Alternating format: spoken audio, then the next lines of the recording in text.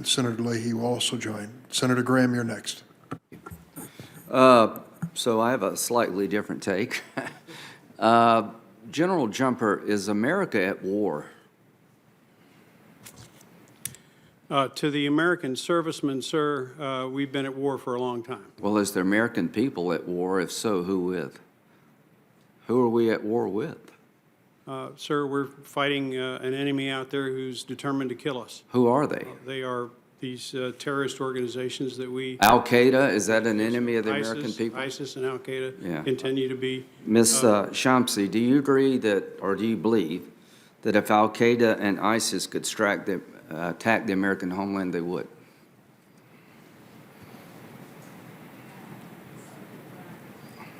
Excuse me. Senator Graham, I think what's important is that... No, what's important is you answer the question first, then give an explanation. It's a simple question. Do you believe if Al-Qaeda and ISIS had the ability, they have the desire, I think, they had the ability, they would strike America today or tomorrow if they could? Senator Graham, the reason that I'm having a hard time answering that with a yes or no answer is because... That's all I need to know, because nobody in the world should have a hard time answering that yes or no. If you can't answer that yes or no, you have no idea what you're talking about. You're living in a dream world, because I can tell you right now, ma'am, if they could kill us all, they would. The only reason 3,000 Americans died on 9/11 is they couldn't find a way to kill 3 million of us. If they could find a way to kill 3 million of us, they would do it. So, Mr. Sales, what's the threat to America now from Al-Qaeda and ISIS? Is it less, more, the same? I think it's substantial, Senator. It is not what it was before 9/11, in part because we have used force to degrade their networks and to destroy their sources of fundraising and to harden our borders.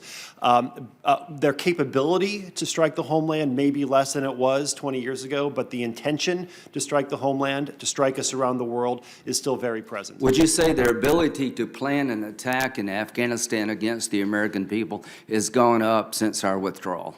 Senator, I'm sorry to agree with you that it has gone up. We don't have the intelligence collection capabilities to know what our enemies are doing in Afghanistan, nor do we have strike assets that can take action when necessary. General Jumper, you're an Air Force guy. I'm a lawyer, you're a pilot. Has the drone program prevented pilots from being put at risk? That's not the main point, sir, but the answer is yes. I don't think that's the main point of the drone program. Well, the drone program, has it been an effective tool in terms of killing terrorists? Very effective, sir. Has it killed civilians? It has, sir. Name any weapon system that hasn't killed civilians. No. Name any war that civilians haven't been killed in operations. Count me in transparency. You're right about that. I want to know more about the drone program. But I can't believe we're talking about this. You've got a witness that can't answer the question, would Al-Qaeda and ISIS strike the American people? They could. Of course they would. Afghanistan is a breeding ground for another attack on our country. The border is broken. As much as I respect the chairman, I can't believe we're focusing on closing Gitmo at a time when international terrorism is getting stronger. We're now talking about neutering the drone program at a time we need it the most. So Secretary Mayorkas gave himself an A for effort when it comes to securing our border. I'll give him an F for results.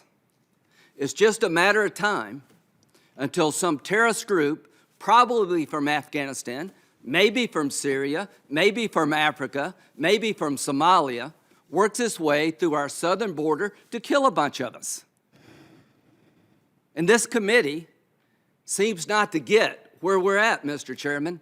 America's threat from radical Islam is going up, not down. Our policies in containing the threat are not working.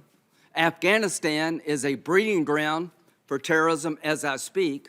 Everybody that we work with is being slaughtered, and we want to talk about closing Gitmo and restricting the drone program. You're living in a world that doesn't exist.